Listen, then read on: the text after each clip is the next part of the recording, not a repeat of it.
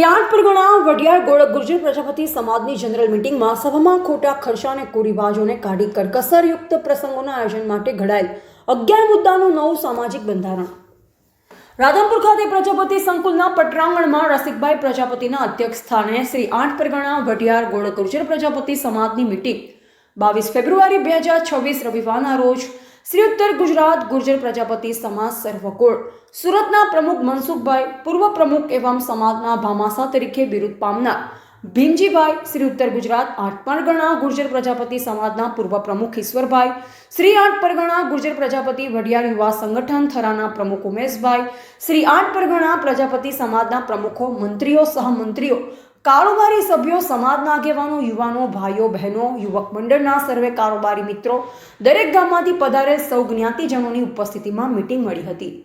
શ્રી 8 પરગણા ગુર્જર પ્રજાપતિ કેળવણી મંડળ રાધનપુરના પ્રમુખ રસિકભાઈ નવા બંધારણને અનુસરવા સમાજને હાકલ કરેલ. પૂર્વ પ્રમુખ ડીડી પ્રજાપતિએ 11 મુદ્દાવાળું સૂચિત બંધારણ નિયમોની વિગતે ચર્ચા કરી, જેમાં સગપણમાં શ્રીફળ 1 રૂપિયો રોકડો, નાળાછડી, સવાસેર સાકર, 2 ટોપરાની કુંડી, સવાસેર ગોળ અને ચૂંદડી કોઈપણ પ્રકારની, સગપણમાં રોકડ રૂપિયો ચલણમાં છે તે જ આપવો. હાડો સગપણ થયા પછી કે નક્કી કર્યા પછી પ્રથમ વખત એક જ વાર આપવો. કોઈપણ પ્રકારના દાગીના, મોબાઈલ કે કપડાં લઈ જવા નહીં. સવાસેર સાકર, 1 શ્રીફળ, ચૂંદડી, નાળાછડી, કંકુ, ચાંદીની પાયલ, 100 ગ્રામ મોડિયો, 2 મીંઢળ, લીલા રંગના કાપડનો 1 પીસ, 101 રૂપિયા રોકડ.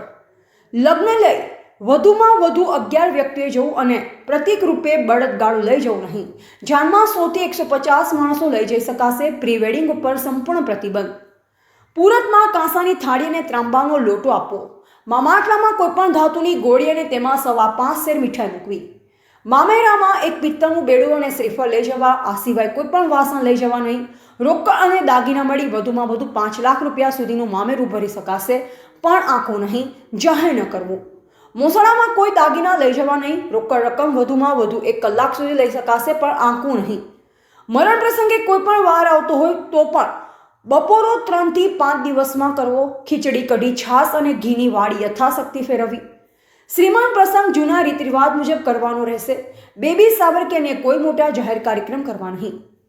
છૂટાછેડા અનિવાર્ય કારણોસર છૂટાછેડા આપવાના કે લેવાના થાય તો જે તે પરગણા પાસે પ્રશ્ન આવે તે પ્રથમ પરગણાએ પતાવટ કરવી.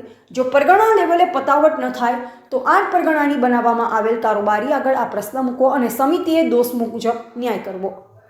સગપણ કે લગ્ન સિવાયના કોઈપણ વ્યક્તિગત કે સામૂહિક કાર્યક્રમમાં કે ધાર્મિક કાર્યક્રમમાં ડીજે વરઘોડો કે ફટાકડા આ બધી બાબતોમાં છૂટછાટ રહેશે.